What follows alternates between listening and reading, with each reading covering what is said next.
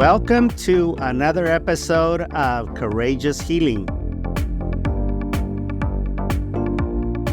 I am Victor Escalante. I am the producer and co-host.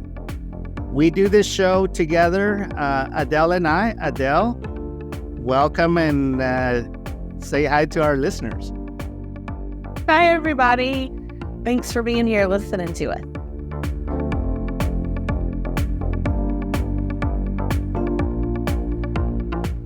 How is your October Domestic Violence Awareness Month going, Adele? It's going. It's for me, I'm extremely passionate about Domestic Violence Awareness Month. Domestic violence in general as an advocate, and Domestic Violence Awareness Month just gives me a taller soapbox to stand on. So it's a big deal. I've been speaking out a lot about it, and I will continue to do so. Even if people kind of turn around and look away and go, "Oh no, Adele's at it again." I will not stop talking about it. I want you to tell our listeners, Adele, you're a high-profile business owner in the Louisiana area. And you're often asked to speak to different business groups. And when they ask you what you want to talk about, tell them the response that you generally get. For most of what I talk about my expertise and what I do for a living. And when I talk to business groups, but when I talk about domestic violence and when I want to sit down and I want to talk about domestic violence to various groups, a lot of times they don't want to. They don't, it's a hard subject to listen to. My story is not very easy to sit down and listen to, especially because I'm standing there in front of you talking about it. People don't necessarily want to believe that I could go through something so tragic. And on the other side of it, it's, I don't get a lot of, let's have you over and sit down and talk about this for, over a lunch meeting today. It's a taboo, and it's uncomfortable for people. And a lot of the business groups that you speak to are mostly men, isn't it? It's men and women, but I've started to speak more to women's groups lately. Okay. So, but I find that it's for certain clubs and stuff like that, it can be an uncomfortable subject, and so. Yes. Have to be mindful of how I even talk about it. Whereas things like somebody coming in and talking about sobriety or even suicide is something that is talked about like a little differently.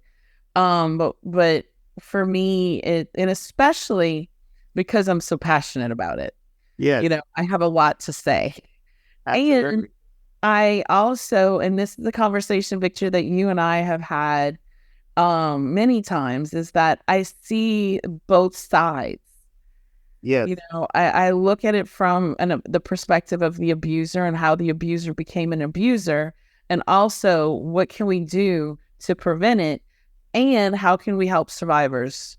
We can have more survivors. Victims turn to survivors. We can continue to prevent the deaths from happening. Absolutely. And in one of the episodes that we have planned on the editorial calendar is to talk about how to get abusers to seek professional help. We may even have a specialist who works with abusers, but a lot of information that we can provide to parents to make sure that they don't raise a little Johnny that's going to end up abusing their partner and ending up in the criminal justice system.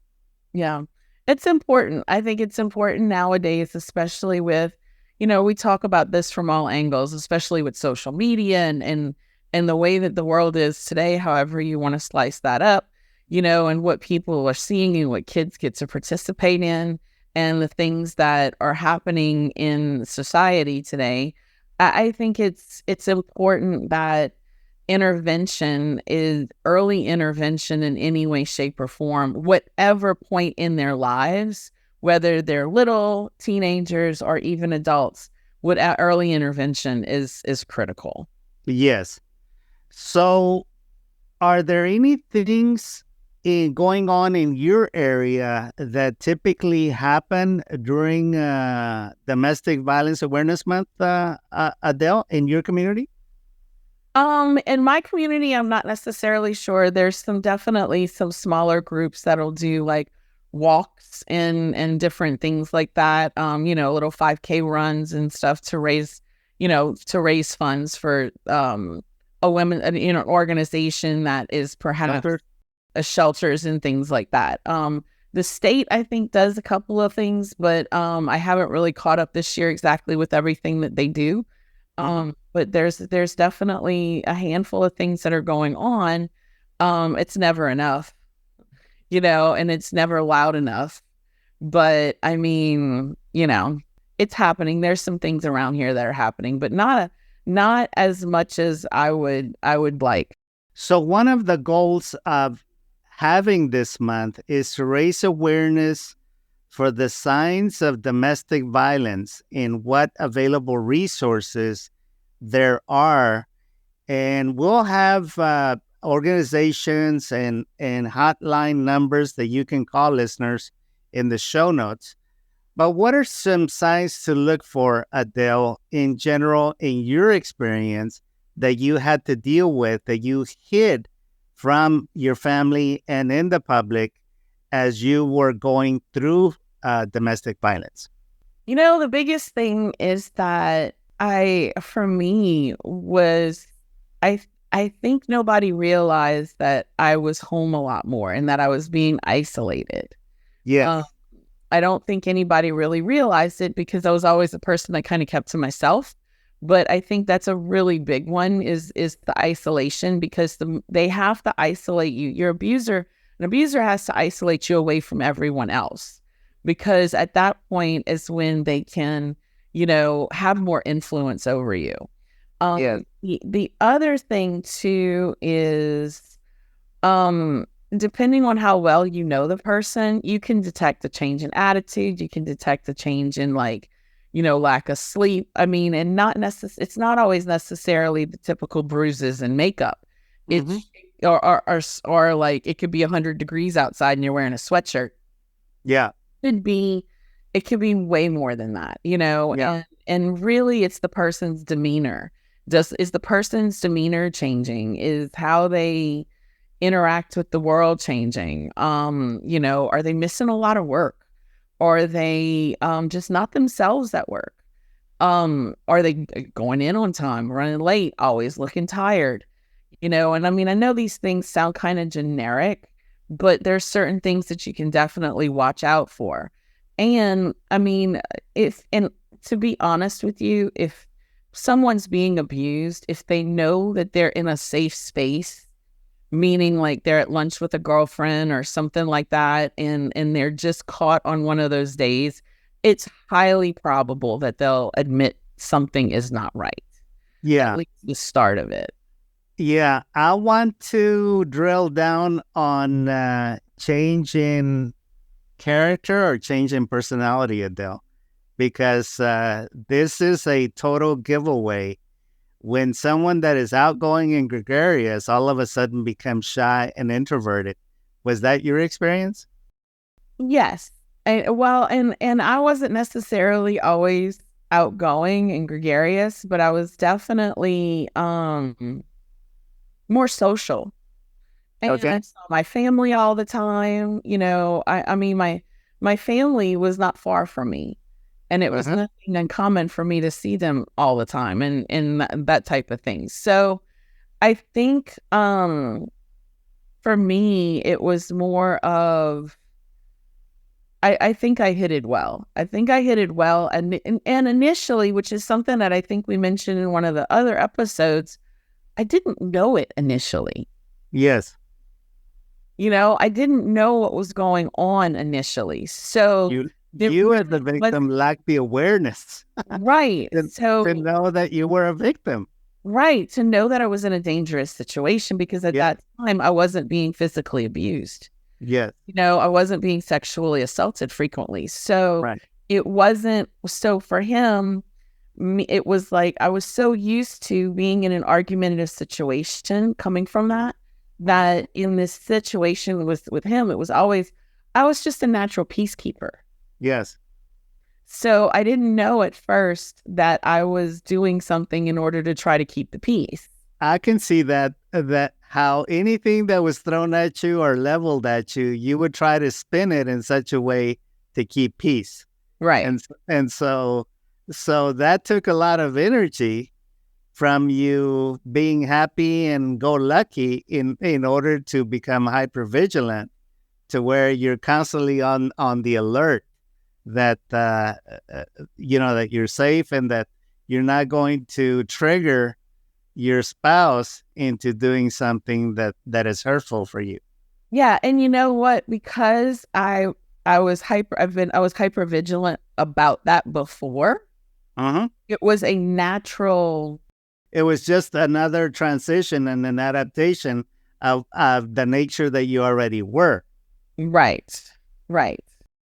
And it was, that's exactly it. It was who I was. And it was very easy. I didn't realize that I was already doing something I'd already been doing. And yes, for me, that was one of the things, is that when I walked into this as a person who lacked a lot of self-confidence, and who was already the type of person who was more comfortable trying to diffuse situations rather than trying to allow situations to erupt, because I was never very good at arguing. Yes. So for me, this type of, so it took me a long time to realize it. But that's the thing, is that raising awareness, one of the key things of Domestic Violence Awareness Month is raising awareness.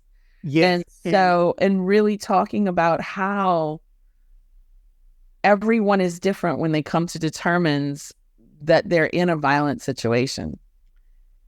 Correct.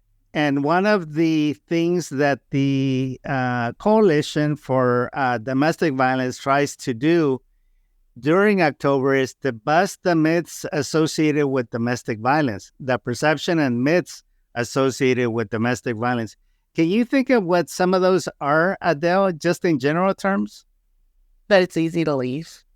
Yeah, it's easy to leave. Let's talk about that. Why is it not easy to leave? It's not easy to leave because it's not always safe to leave, first Correct. of all.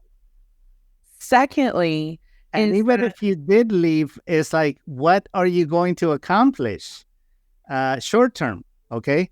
Long term, you and I know that that's the only path. But short term is like, what is it that you're going to accomplish? Because if you're financially strained, you basically are helpless, and leaving is only going to put you into greater hardship, because you don't have the means to support yourself. Not only that, but what if you just leave and you go to your mama's house down the road or on the other side of town? Yes. That means at that point, you're leaving. And I mean, if you have a strong, solid family that's not going to let you go back, kudos to you. Go to your mama's house and let your brothers and your family protect you and stop you from going back and block him completely off from you. But he's going to find a way to get to you. However, I mean, if you're in an unsafe situation, you need to get away. And that's very difficult. And that's some of the things we talked about the other day. We talked about the fact that you got to leave without credit cards, without your phone. You got to make sure you don't have anything on your car that you're being tracked by. But just the first thing is, why didn't they leave? They didn't leave because they're terrified and they have no plan, and they have no self-confidence. And people don't seem to understand that when you're in a high stress situation, you're not thinking clearly, much less like you're terrified. And I can assure you that these people have been threatened, and they're not just being threatened to be beaten up. They're threatened with loss of life.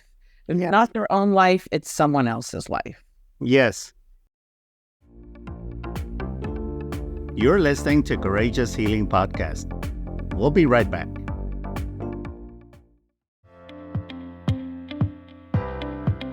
Looking for the perfect soundtrack to bring your project to life? Meet Roy D. Haston, an experienced composer who creates captivating music for films, commercials, and live events. From emotional scores to upbeat, energetic tracks, Roy's compositions add depth and emotion to every story.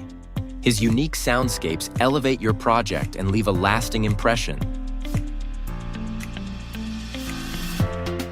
Visit roydhaston.com and discover how Roy's music can transform your next project into something unforgettable. And thank you, Roy, for your original music for our Courageous Healing podcast.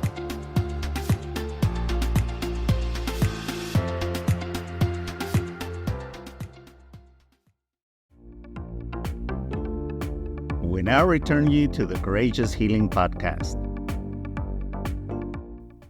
And again, when you're in that dangerous situation, you don't know if it's a bluff or you don't know whether they could carry it out. And so being in that constant state of fear it throws you off for you to really have clear thinking because, again, you're hypervigilant of being in danger.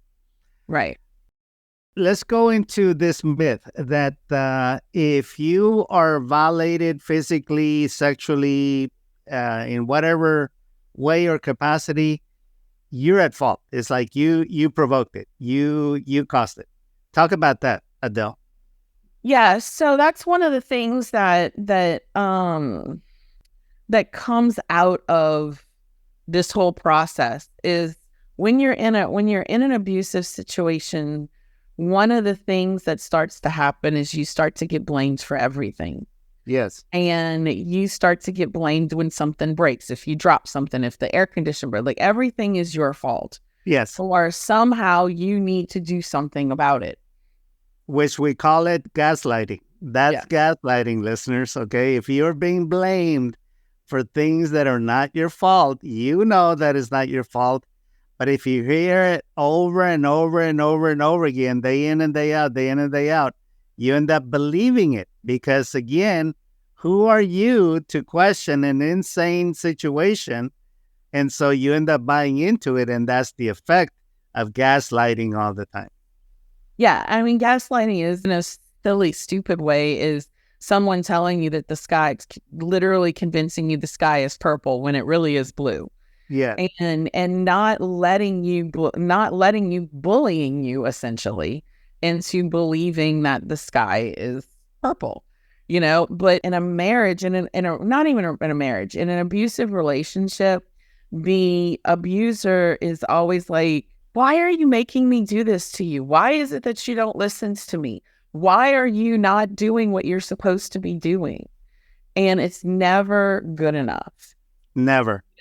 It's never good enough. And it's never enough. And so that's when you start to, if you're beaten down enough into your psyche, you will start to believe it. You will start to believe that every time a hand is raised to you or every time you're sexually assaulted by your partner, it's your fault because you didn't give them what they want. And in my instance, because my ex-husband his abuse was verbal, which moved into sexual assault, it was always my fault that I wasn't making sure he was taken care of. Yes. That's the craziness of it doesn't have to be that way, but that's the way it is. I was having a conversation with a woman yesterday, Adele, that she was married to a very verbally abusive man. And soon after she left him, she was raped by another man. Now, the effect that it has, this happened like 20 years ago, but the effect that it has on her, the presenting problem is that she's never sure of herself. She always ends up second guessing herself. And I explained to her, that's because you are of two minds. It's almost like there's two different personalities that live in you, because that's a coping mechanism that your brain runs in order to partition the feelings. you go through an inner split and the feelings are compartmentalized and they're siloed in one part of yourself, so that you can stay relatively sane and survive. It's an adaptation mechanism of the brain. And some people, having worked with different victims, Adele, they can be so fractured that they're very incoherent and almost to the point of being schizophrenic, in that they can't concentrate because they switch in and out of different personas. It's called a dissociative disorder. In the old days, it used to be called multiple personalities. And again, those are just coping mechanisms, because inside of that persona, there are compartmentalized emotions from the pain that they survived. And feelings buried alive never die, listeners. I'm going to put a link in the show notes of the book that by that title, Feelings Buried Alive Never Die, that it's an excellent resource where you can learn how we're capable of experiencing over 750 different feelings, okay? The average victim can't name more than 5 feelings that they're capable of experiencing, because all the others were shut down from the pain and the trauma and the shame that the being victims produced. Adele, one of the other goals of Domestic Violence Awareness Month is to mourn the lives lost to domestic violence. Talk about that, and while I pull up some numbers. I think it's important. I think it's important to talk about the lives that have been lost through domestic violence, because, we have to acknowledge the fact that these women lost their lives at the hand of another human being. And, Yes. and they did so, and not all of them lost them through a gunshot. They lost them because they were physically abused and beaten to the point that they did not survive. But I think it's important to recognize the victims. I think it's important to remember that there are, while there are people like myself who survive, that it is very important to mourn the loss of the ones that didn't, and to really be kind to those who lost the loved ones, of victims to domestic violence. So here's the numbers, Adele, and I want you to get your comment. These are global numbers, and we'll get down to America, but the country with the greatest number is Asia. They lose annually. This was for 2020. Asia had 18,600 individuals that were lost because of intimate partner family related homicides. Africa had 18,100, so 500 less. The Americas had 7. This has to be in the thousands, because Americas list 7,300, and I'm going to verify this, listeners. It's got to be 7 million. Yeah, it's got to be 7 million. Europe is... What's the time frame? This is for 2020. 2020 was a weird year, though. That was the height of COVID. Yes, that 2020 was a weird year, so I don't necessarily know if I would trust the accuracy. However, let me bring up the fact that COVID was something that blew the doors off of domestic violence, because Yes, it did. people were stuck at home and they were financially broke. A lot of people were financially broke. They were or financially strapped, and there was a lot of stress in the families. So 2020, while I don't know the accuracy of those numbers, but what I would say is that definitely 2020 was a bad year. As far as deaths, I don't know, but I can tell you that domestic violence was definitely a big deal then. That, especially during those, 2 to 3 years where everybody was dealing with being out of work or having trouble finding jobs and, that type of thing. And even just getting sick and being out of work. Yes. because COVID Absolutely. was so bad. I mean, COVID was so bad, some people were getting sick for 2 and 3 weeks. Yes. So I'm going to pull up another statistic, and the source of this is the Shelter House, which I'm sure, again, they are on top of statistics. They say that 1 in 4 women will experience domestic violence in their lifetime. Yep. 1 in 4. An estimated 1.3 million women are victims of physical assault by an intimate partner each year. Historically, females have been most often victimized by someone they knew. Females who are 20 to 24 years of age are at the greatest risk of non-fatal intimate partner violence. Why would you guess that, Adele, since you know so much about the subject? Young girls, 20 to 24. That was how old I was. Yeah. You know, that your 20s are a difficult time. And I think, I mean, we go from being teenagers to adults, and we go to college, which colleges are, you know, definitely places to get drugged and raped. Yes. That happens frequently on college campuses. Very well known, but it's also very well known that college campuses bury this information. Yeah, in fact, one data point is that a lot of cases are never reported.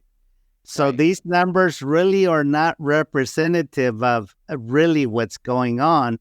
But even what is reported is very alarming because here's a specific number, Adele.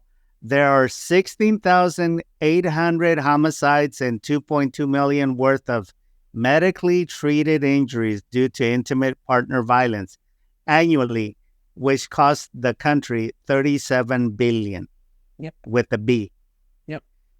50% of battered women who are employed or harassed at work by their abusive partners. Mm-hmm. Approximately 1/2 of the orders obtained by women against inmate partners who physically assaulted them were violated. So it's just serious, and again, this is why we want to bring this discussion, this uncomfortable topic, to the forefront, so that we can do something about it. We don't have to continue to ignore this.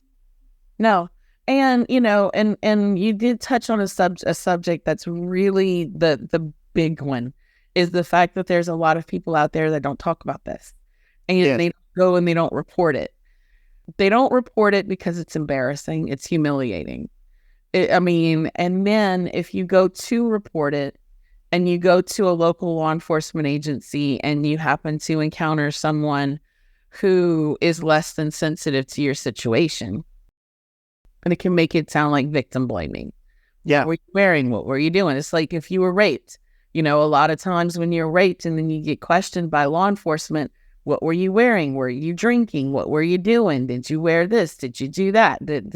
There's questions that make it sound like you provoked or were provocative enough to entice someone to be tempted to rape you. So the same thing happens for domestic violence. They will sit there and they will try to figure this out. And then because it happens very frequently that women go back, you know, and it happens so frequently that women go back. I think also law enforcement has a tendency to try to handle it as best as they can, but there's only so much that they can do. So it's a double-edged sword in many instances. Yes. I know that here in Louisiana, some things have changed as far as to how they're handling it, and they do take it very seriously. But when, you know, you are going to, when a law enforcement officer is going to the same house he's been to 6 times in the past 6 months, you know, there's certain things he can and can't do, you know, and if she doesn't press charges, you know, or leave or whatever, then, you know, there's problems. And so, And then that's the girl that you hear about in the news who got killed, who got killed by her partner.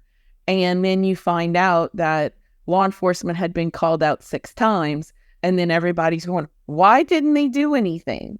Yeah.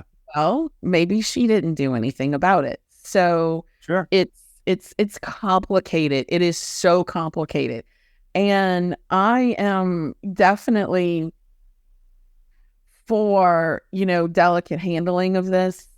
And I'm definitely for law enforcement being a part of it but it's tough, I think there's greater awareness, Adele, from some of the courts and some of the activist judges that are having a hand in making sure that law enforcement are properly trained to deal with domestic violence, and I can even have in future episodes some law enforcement officers talk about protocols that they must follow in answering a call on domestic violence. We're going to be bringing you lots of information, lots of resources, listeners.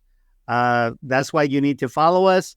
Like the show, subscribe, and because this is where we're going to give you the resources, the information that you need to move on, to courageously heal. Adele, what do you think? Is that enough show? I think it's a lot of information for today. I think we want to make sure that everybody doesn't get overwhelmed and, and they walk away with some good information. So, know that Domestic Violence Awareness Month is this month. Mourn the loss of the ones that are no longer here. Celebrate the ones who survive. Connect and talk about it. Talk about this subject. Raise awareness and figure out a way to prevent. Figure out a way to prevent. Be a part of the solution and not the problem. Exactly. Let's shine the light on this painful and ugly subject so that no more lives are lost, and that we minimize and we get the proper help to abusers. Absolutely. That's going to do it for today, friends. Until next week, go out and have a great week. Adele, any final words? Have a good one, y'all.